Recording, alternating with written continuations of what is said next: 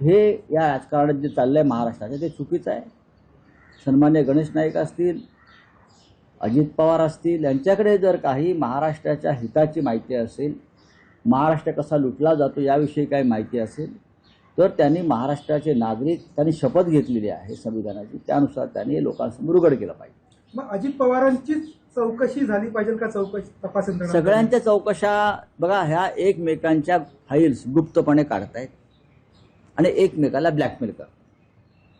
शिंद्यांचं काही काढलं की शिंदे फडणवीसांना ब्लॅकमेल करणार, फडणवीसांविषयी काही बोललं का फडणवीस शिंदे पवारांना ब्लॅकमेल करणार.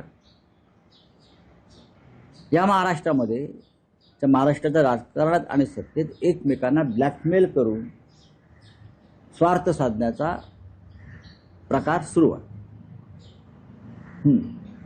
सर, सामनामध्ये तुम्ही सामनामध्ये लेख आलेला आहे की वडापाव जिंदाबाद तोंडात तुम्ही ठेवलेला आहे, रोजगार द्यावा असे त्याच्यामध्ये कसं आहे की देवेंद्र फडणवीस जे आहेत त्यांना महाराष्ट्राचा इतिहास, महाराष्ट्राचा लढा, महाराष्ट्राचा संघर्ष, मराठी माणसाचा त्याग, हिंदू हृदय सम्राट शिवसेना प्रमुख बाळासाहेब ठाकरे यांनी मराठी माणसासाठी केलेलं जीवनभराची तपस्या याच्याविषयी फडणवीसांना माहीत असण्याचं कारण नाही.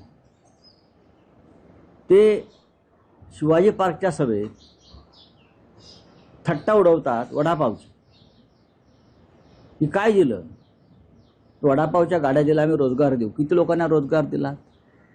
तुमचे 5-25 ठेकेदार भाजपचे कौशल्य विकास योजनेमध्ये जे लाभार्थी आहेत ते सगळे भाजपचे कार्यकर्ते आहेत ना.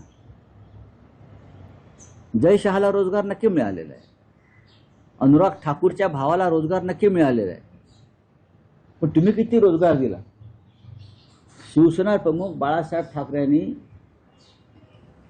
60 वर्षापूर्वी 65 वर्षापूर्वी तरुणांना सांगितलं नोकऱ्या मिळत नसतील. आत्ता या क्षणी आपला संघर्ष सुरू आहे. तर वडापावाच्या